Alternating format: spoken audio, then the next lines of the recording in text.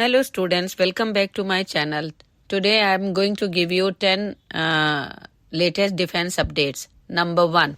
Russia to promote Orlan 10E and Orlan 30 UAVs at Aero India 2023. At Aero India 2023, Rosoboron Export will display its Orion 10E unmanned aerial vehicle UAV. The Orion 10E UAV is 1.8 meters long with a wingspan of 3.1 meters, a takeoff weight of 18 kilograms, a payload of 5 kilograms, a speed of 70 to 180 kilometers per hour, an endurance of 15 hours, and a maximum altitude of 6,000 meters. The Orion 10E is powered by a petrol engine and can be used as a laser target designator, as well as for a variety of missions such as aerial reconnaissance, observation, monitoring, search and rescue, combat training, jamming, radio signal detection, and target tracking in difficult-to-reach terrains. Number 2. SAAB will display a Gripen E mock-up at Aero India 2023. The Swedish aerospace major SAAB will display a 1.1 scale mock-up of the Gripen E, which has been offered to the Indian Air Force for 114 jets under the multi-role fighter aircraft tender at Aero India 2023.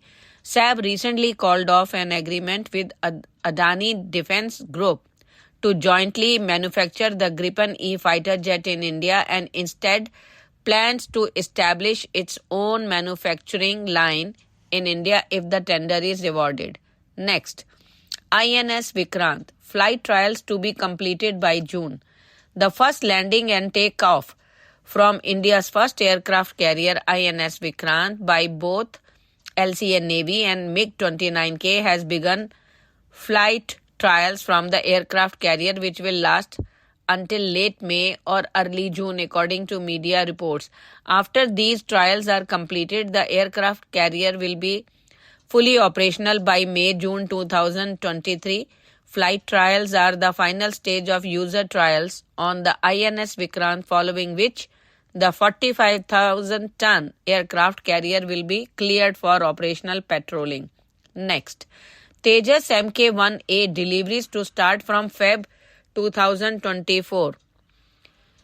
In the wake of Prime Minister Narendra Modi's recent assertion that the state-owned Hindustan Aeronautics Limited has a huge number of orders for aircraft and choppers, the chairman of the PSU said the state-owned entity has pending orders worth rupees 84,000 while orders worth rupees 55,000 were in the pipeline. HAL CMD CB Anantha Krishna told ANI, "Our order took position is comfortable. It stands at around rupees 84,000 crore. Next, Gaganyaan mission ISRO. Navy carry out crew module recovery trials. The Indian Space Research Organization along with Indian Navy carried out initial recovery trials of crew module in the Water Survival Test Facility, that is WSTF, as part of preparation for the Gaganyaan mission. A crew module recovery model, that is CMRM, that stimulates the mass, center of gravity, outer dimensions, the externals of the actual crew module at touchdown was used for the trials at WSTF of Navy at Kochi in Kerala, the space agency said. Next, ISRO schedules SSLV D2 launch on Friday. The Indian Space Research Organization will undertake the second development flight of small satellite launch vehicle on Friday from Sriharikota, the space agency announced on Wednesday. The SSLV D2 will soar into the skies at 9:18 a.m. from the first launch pad at the Satish Dhawan Space Center and attempt to put 3 satellites into a 450-kilometer circular orbit during its 15-minute flight the Indian Space Research Organization said. Next, National Security Advisor Ajit Doval meets Russian President Vladimir Putin in Moscow. National Security Advisor Ajit Doval on Thursday called on Russian President Vladimir Putin in Moscow and held wide-ranging discussions on bilateral and regional issues.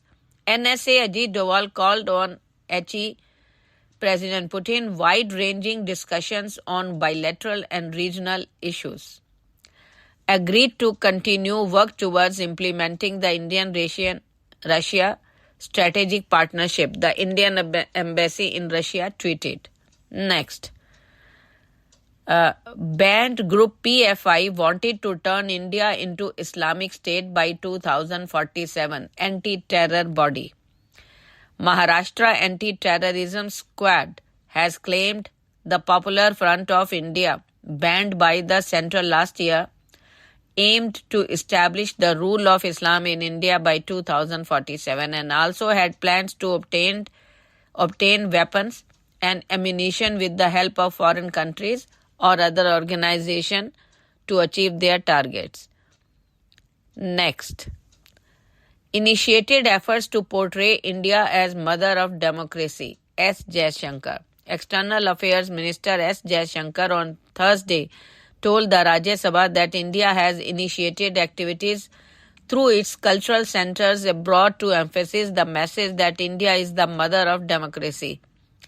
Replying to the supplementary during question hours in the Rajya Sabha, the minister said the matter has been discussed by us with the Indian Council of Cultural Relations. Next, Gulf nations will remain India's major oil suppliers for a long time.